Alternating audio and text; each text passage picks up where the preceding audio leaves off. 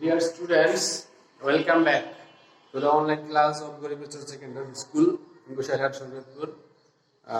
This is Muhammad Zahidul Islam presenting the class in front of you with the topic assertive to interrogative that belongs to the topic of changing sentence, and this is the third part of this topic. This class belongs to the students of 6 to 10 and from the subject of English second paper. Dear students, in the previous classes we have discussed with you about two rules and some examples of this topic. Today I would like to give you another information, some new information from this topic. So let's start our today's class. আজকে আমরা প্রথমে যেটি শিখব যে assertive থেকে interrogative করবার সময় যদি অ্যাসার্টিভ সেন্টেন্সে নো থাকে, অ্যাসার্টিভে যদি নো থাকে তাহলে নোর পরিবর্তে এনি হবে, এবং যদি নেভার থাকে তার পরিবর্তে এভার হবে। এই দুটি বিষয় আমাদের মনে রাখতে হবে। আমরা জানি এই দুটি ওয়ার্ডই নেগেটিভ অর্থ জ্ঞাপক শব্দ, দুটি নেগেটিভ অর্থ প্রকাশ করে। এর জন্য আমাদের ইন্টারোগেটিভ করবার সময় অক্সিলারি ভার্বগুলোর সাথে কোনো নট যুক্ত করতে হবে না, কিন্তু এদের পরিবর্তে আমাকে নোর পরিবর্তে এনি এবং নেভারের পরিবর্তে এভার হবে। যেমন Shamima has no complaint. Shamima has no complaint to anybody. শামিমার কোনো অভিযোগ নেই কারো কাছে। Shamima has no complaint to anybody. শামিমার কারো কাছে কোনো অভিযোগ নেই।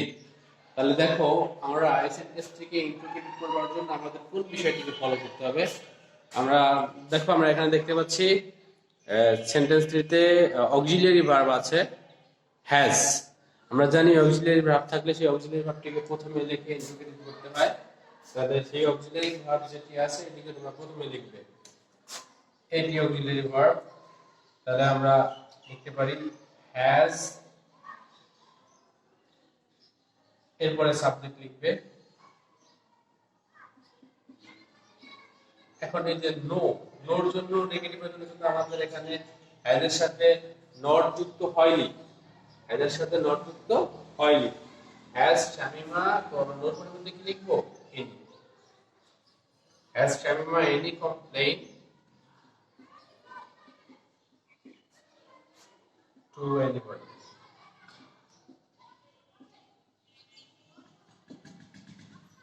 আমরা যদি এই হ্যাজটিকে যদি মূল ভাব ধরে করি তাহলে আমরা সেটাও করতে পারি। সেক্ষেত্রে আমাদের লিখতে হবে, যেহেতু সাবজেক্টটি শামিমা থার্ড পারসন, তাহলে হবে doesn't Shamima have any complain two anybody. যদি সেভাবে করো সেভাবে করা যায়, কারণ এখানে অন্য কোনো ভার্ব নেই। এই অক্সিলিয়ারি ভার্বটি মূল ভাব ধরে কাজ করতে পারে। সেক্ষেত্রে তুমি সেই নিয়মে করবে, doesn't Shamima have any complaint to anybody. এভাবে আমরা আমাদের এই রুলসের মধ্যে সমাধানটি করতে পারি, চেঞ্জিং করতে পারি। দেখো আমরা আরো কয়েকটি এক্সাম্পল দিয়ে তোমাদেরকে বুঝিয়ে দেওয়ার চেষ্টা করছি।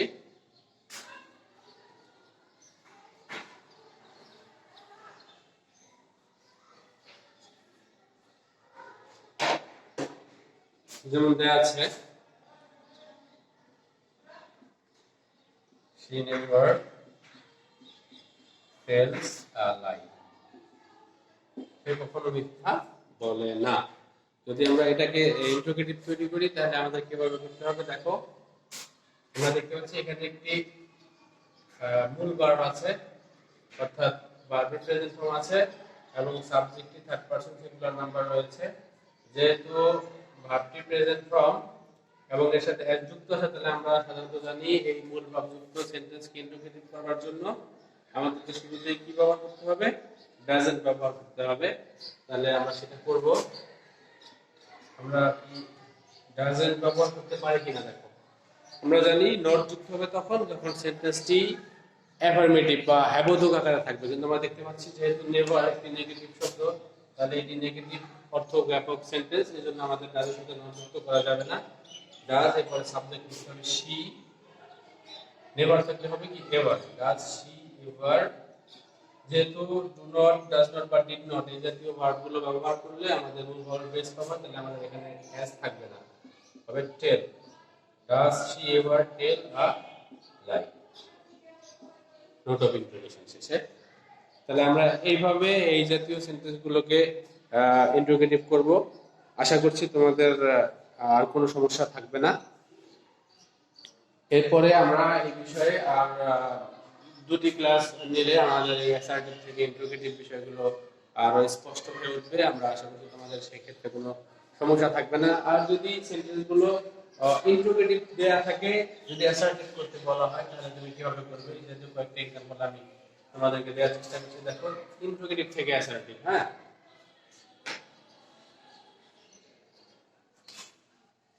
এরকম আছে, isn't computer a blessing.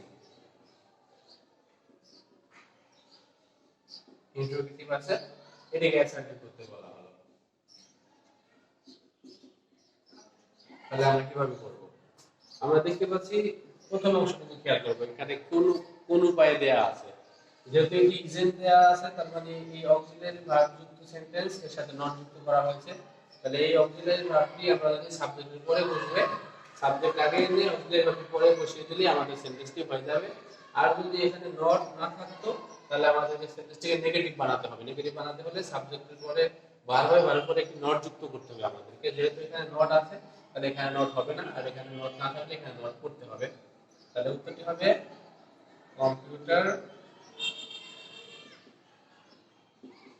is a blessing।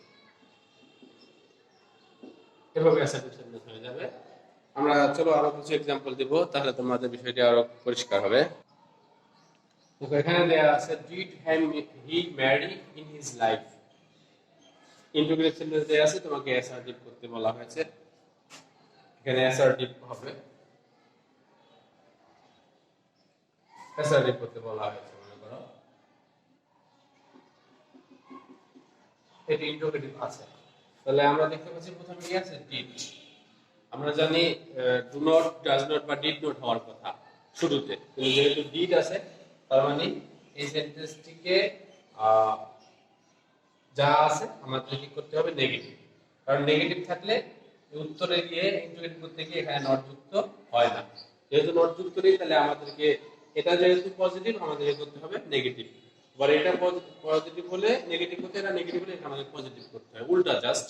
তাহলে আমরা দেখতে পাচ্ছি যেহেতু এটি পজিটিভ, তাহলে আমাদেরকে বানাতে হবে কি নেগেটিভ। তাহলে আমরা প্রথমে অ্যাসার্টিভের শুরুতে কি হয়, সাবজেক্ট হয়। তাহলে সাবজেক্ট কি, হি, সাবজেক্ট হি।